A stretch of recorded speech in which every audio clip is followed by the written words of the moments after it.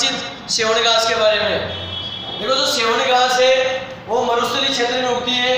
इससे संबंधित जो भी बातें हैं उनके बारे में आज हम जानकारी प्राप्त करेंगे। अब देखो मेन चीज है कि सेवन घास क्या है, किस क्षेत्र में उगती है, इसका नाम क्या है, इसको स्थानीय भाषा में क्या कहते हैं, वैज्ञानिक नाम क्या है, इन सभी के बारे में आज चर्चा करेंगे।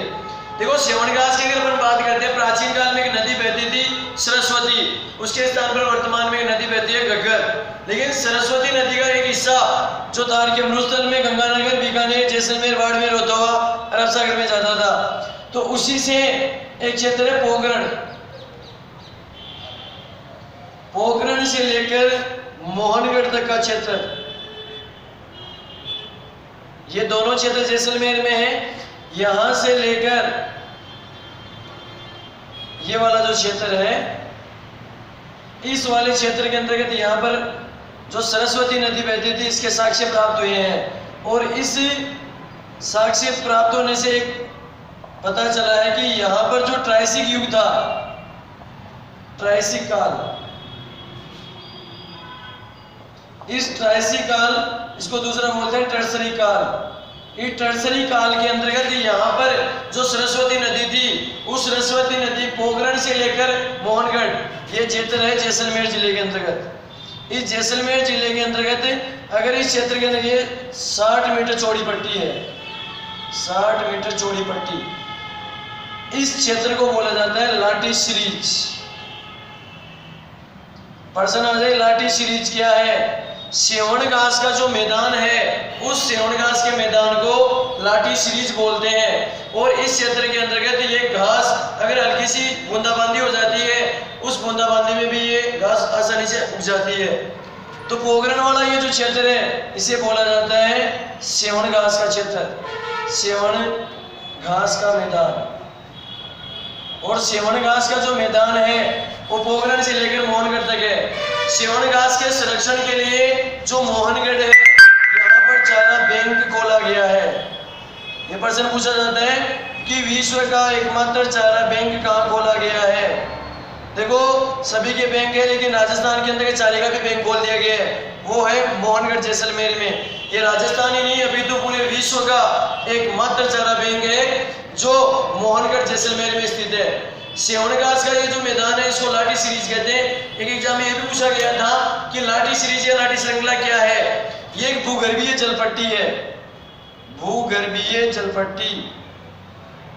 इस भूगर्भीय जलपट्टी के अंतर्गत सेवन घास आसानी से उग जाती है। और ये जो सेवन घास है, इसको यहाँ के स्थानीय भाषा में जो लोग हैं वो लिलोड़ कहते हैं। सेवन घास का जो स्थानीय नाम है वो है लिलोड़।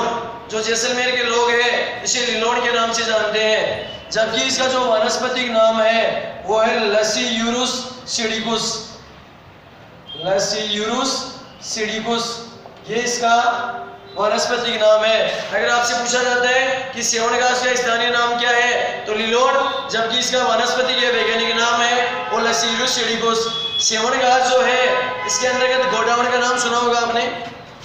गोडावण पक्षी, राजस्थान का राजकीय जो पक्षी है गोडावण। गोडावण अंडे कहाँ देता है? तो जो गोडावण है वो अंडे इसी घास के अंतर्गत देता है। गोडावण का नाम सुना होगा, राजस्थान का राजकीय पक्षी। ये 2013 के अंतर्गत वन रक्षक का एग्जाम लगा था जैसलमेर से, उसके अंतर्गत पूछा गया था कि गोडावण अंडे कहाँ देता है?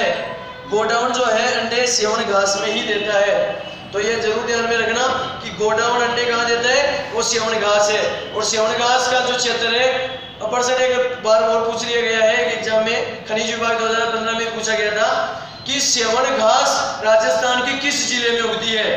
तो जो सेवन घास है केवल जैसलमेर जिले में उगती है। अभी एनडीसी का एग्जाम लगा 2018 में, उसमें एक प्रश्न पूछा गया था कि पश्चिमी राजस्थान में दुधारू पशुओं हेतु पौरुषवर्धक जो घास है, उस घास का नाम क्या है? तो वो घास भी सेवनी है। ये दुधारू पशुओं हेतु उपयुक्त मानी जाती है, दुधारू पशुओं हेतु उपयुक्त मानी जाती है। इससे पहले आरबीसी ने एक प्रश्न पूछा था कि हिरणों हेतु रेगिस्तानी क्षेत्र में जो पौष्टिक घास है वह कौन सी है?